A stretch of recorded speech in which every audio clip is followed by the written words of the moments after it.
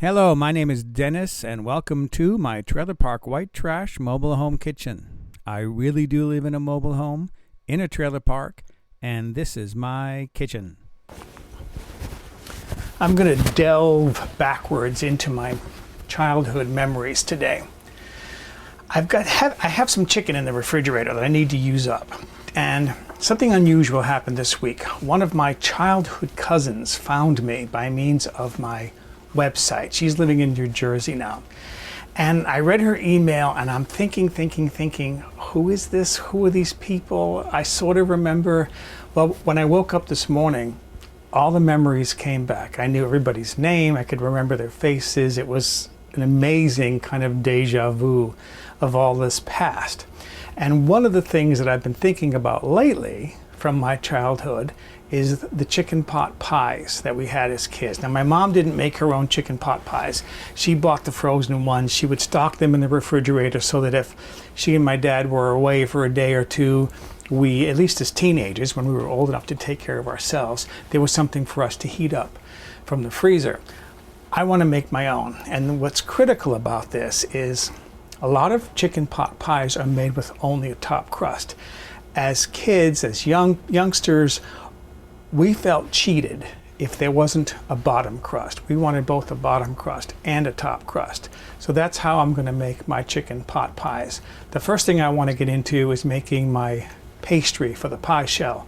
So let's get into that next. For my pie shells, I'm going to be using 4 tablespoons of water, 1 teaspoon salt, 4 eggs. Those are large eggs.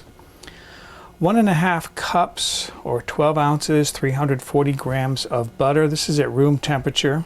And then 6 cups, 30 ounces, 850 grams of all-purpose flour.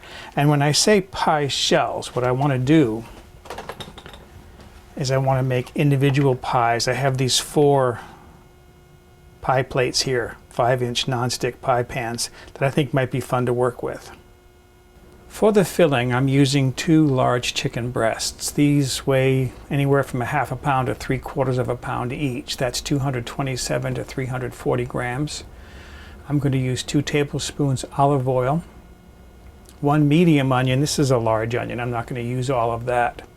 2 medium carrots, 2 medium stalks celery, 4 tablespoons butter, 1/2 cup, which is about 2.5 ounces, 71 grams of all-purpose flour, 2 cups or 475 milliliters of chicken stock. I'm using my homemade chicken stock here. You can use the stuff that's sold in the store.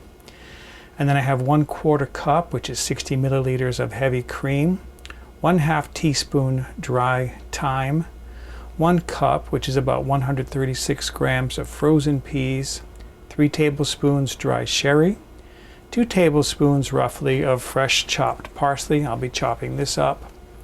1/2 teaspoon salt, some freshly ground black pepper.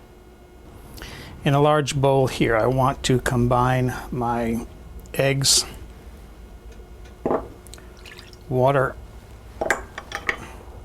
and salt. And just kind of beat this up until they're nicely blended. You don't have to be too fussy at this point. Next, I want to work in my butter, and this is why my butter is at room temperature, and these eggs are actually at room temperature too. I took them out a while back. Because I have to break this butter up into small beads in this egg mixture. Some people combine the flour and the butter, working it with their fingers until they've mixed it together. I've done that. That works as well. But this, I've been doing this for years, and it works for me. So by having all of that warm and using my whisk, it just breaks up into small beads very simply. Now I want to start working in my flour. This is one of my 2-pound bags of flour. I buy the big 25-pound bag of flour and portion it into 2 pounds. That's 32 ounces. I only needed 30, so I took 2 ounces out of this. And I'm just going to dump all that in there without hopefully sending up billows of flour clouds. And then I'm just going to work this in slowly so that I don't get it all over the counter. This is going to take a minute or two to get all this combined.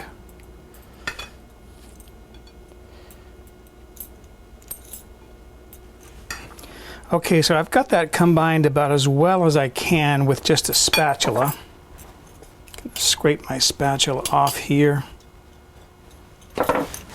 And then I'm going to put all of this on my counter in a nice big messy pile. Scrape my bowl out. You could do this, I suppose, in a stand mixer with a dough hook. I've never tried it. I've made this pie crust so many times. Okay, as you can see, this is coming together. So you just keep kneading this until it's all incorporated into one big dough ball. Smooth, homogeneous. It only takes a minute or two of kneading and pressing and squeezing to bring all this together and to get it kneaded smooth. So there's my dough. It all came together into a nice mass. I have in the meantime washed the bowl, dried it out. I'm going to place the dough in there, cover that with plastic, and set it aside in a cool place and let this rest for a while I work on the filling. In the meantime, I'm heating a skillet on the stove. I'm going to slice my chicken up here into 2 slabs, because what I'm interested in is just getting this cooked as quickly as possible. And I'm going to cook this in the skillet just until it's cooked all the way through. In the meantime, I've been dicing my carrots and my celery. The size to do is about maybe the size of the peas, a little bit larger. And then set those in a bowl. And I'm going to be sauteing these when the chicken is done. I just want to cook these a little bit until they're tender. I have these 2 to do, and then I'll be slicing up my onion. I don't dice my onion the way the TV cooks do. After you leave the root end on, you chop the other part off after cutting it in half. And what they do after they peel it is they draw the knife into the onion this way toward their hand. That freaks me out. I don't want to do that. My knife is too sharp. So what I do is I quarter my onion, and then I go down through the onion with the knife, not cutting all the way down to the edge. I leave an area that's uncut. Turn it 90 degrees. Do the same thing. Cut down through, but not cutting to the end. And then cut across to do my dice.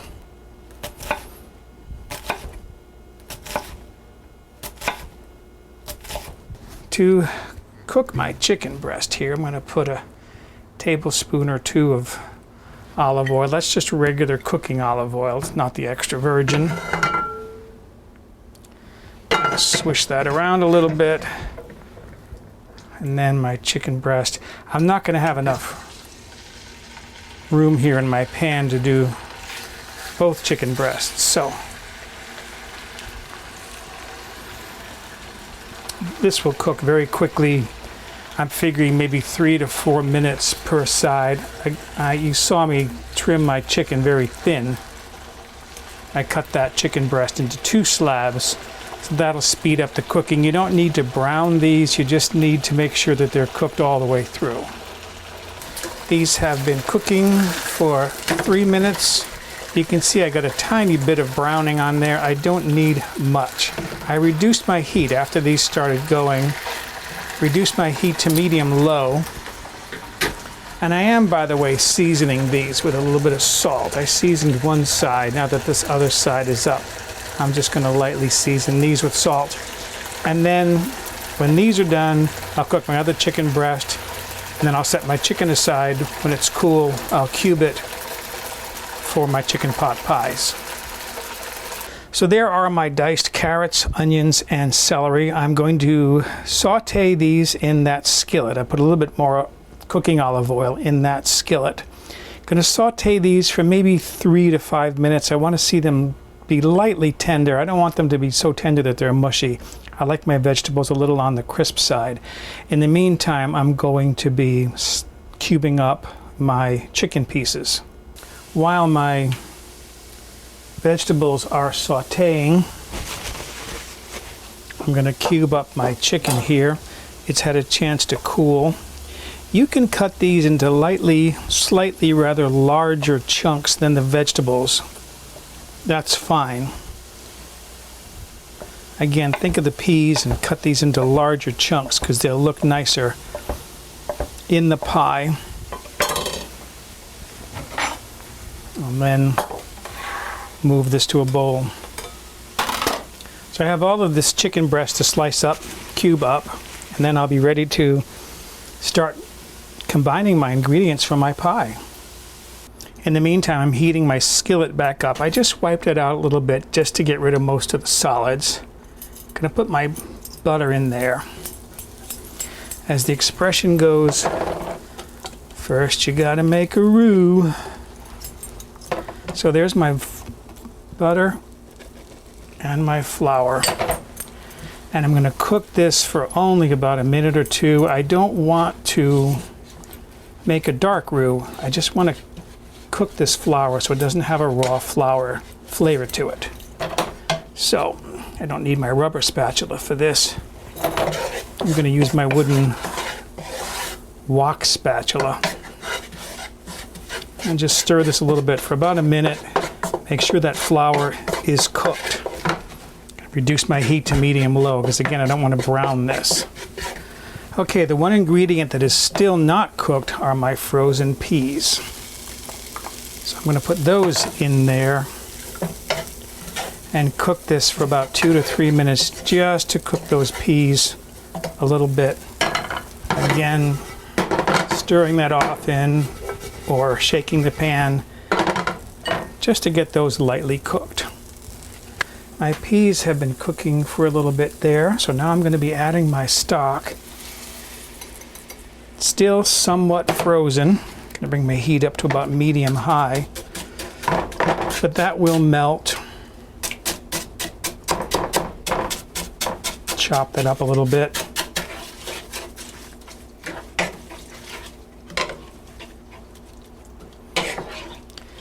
And then while that's cold, stir that around to break up that flour and butter, the roux. Seems hard to believe, but that did break up that flour and butter roux. I'm adding my cream now and my thyme. And I want to bring this up to a boil so that this thickens. And then I'll add the remainder of the chicken and the vegetables. That's just coming up to the boil. I'm going to put in my 2 or 3 tablespoons of sherry. This is my ½ teaspoon of salt. And I want to grind some black pepper in there. Stir this up. And I want to taste this for salt and pepper before I add my other vegetables. So this tastes absolutely delicious. So now there's my sauteed vegetables going in. My chicken. And my parsley. Stir all that together. Take my heat off, and there's the filling. That looks beautiful, just beautiful. There's the filling for my chicken pot pies. I got to take one taste of that to see how that tastes. I did check it for salt, and it is delicious.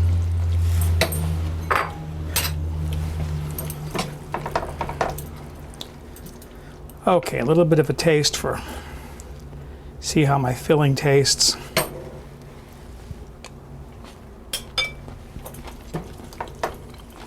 That's incredibly good. That is really, really nice.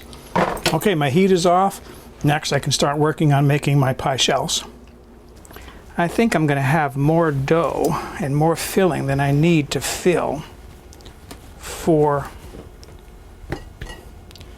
of those little pie tins, which is okay because I have some other dishes that I want to experiment with.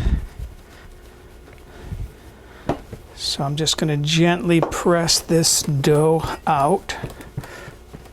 I'm holding my hand around the edge so that I can hopefully prevent it from cracking. It's going to crack some, but hopefully I can spare it a little bit.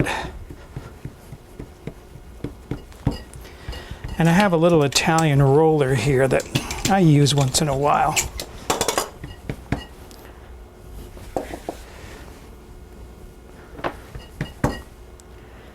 I want to get this just thin enough. See, it's cracking right there, but that's okay because that'll be outside of the pie shell, I think. Okay, so I've rolled out one of my pie pieces here. This is a larger one that I want for my bottom crust.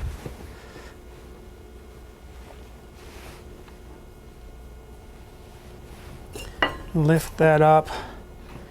Ease it into my pan.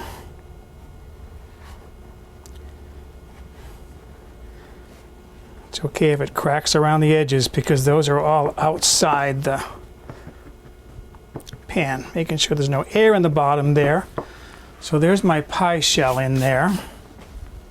I have some egg white here on the side that I just opened up an egg, and this will give me some glue around the edge to help that top crust to stick when I'm ready to put it on there. All right. And I'm going to spoon some of my filling in there. I think I'm going to have enough filling here to do 6 pies. I don't mind that being a little overfilled, though not that much. All right. Just going to start shaping my top crust here. I'm doing this by hand first, just to kind of push it around and again try to prevent it from cracking around the edges too much.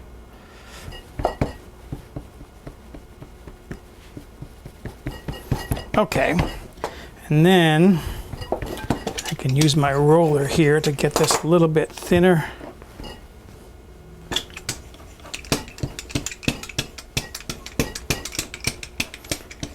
Shape it out.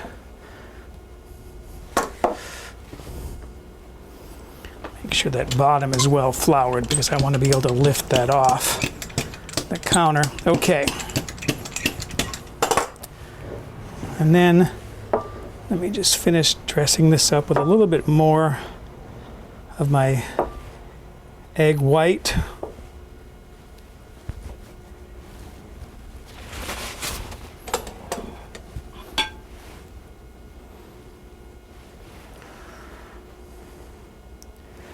Lay that on top. Press it down well around the edges.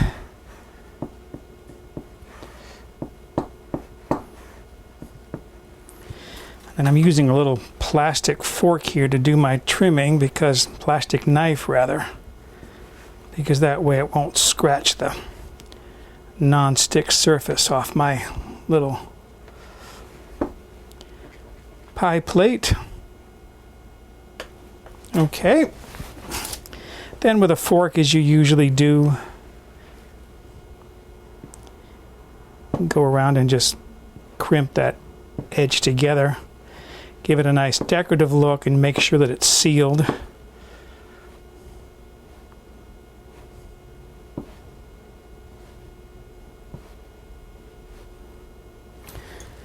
Good. And then finally with a knife, I want to cut 2 or 3 or 4 vents in the top just to let that steam out a little bit.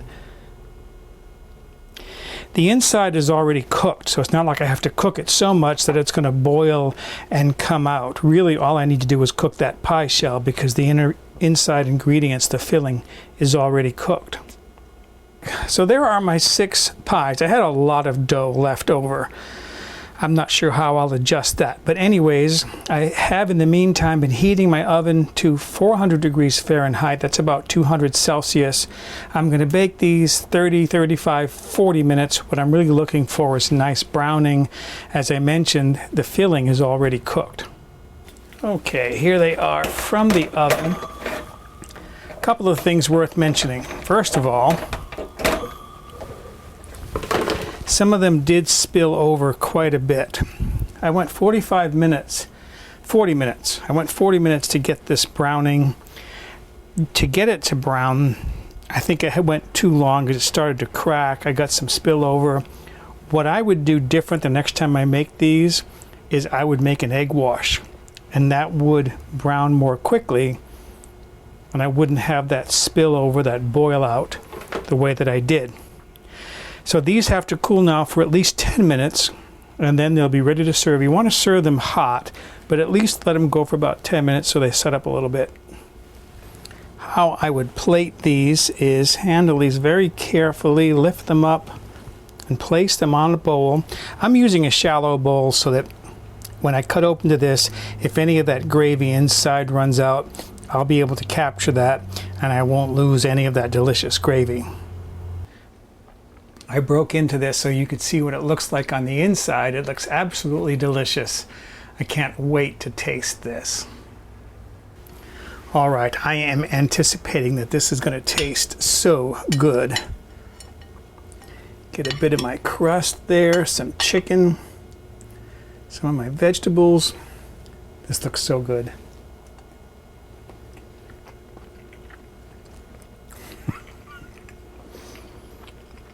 That is really, really delicious. Top and bottom crust. I want to taste my crust here. Oh. See, this tastes homemade. All right. Excuse me. I gotta go enjoy my chicken pot pie.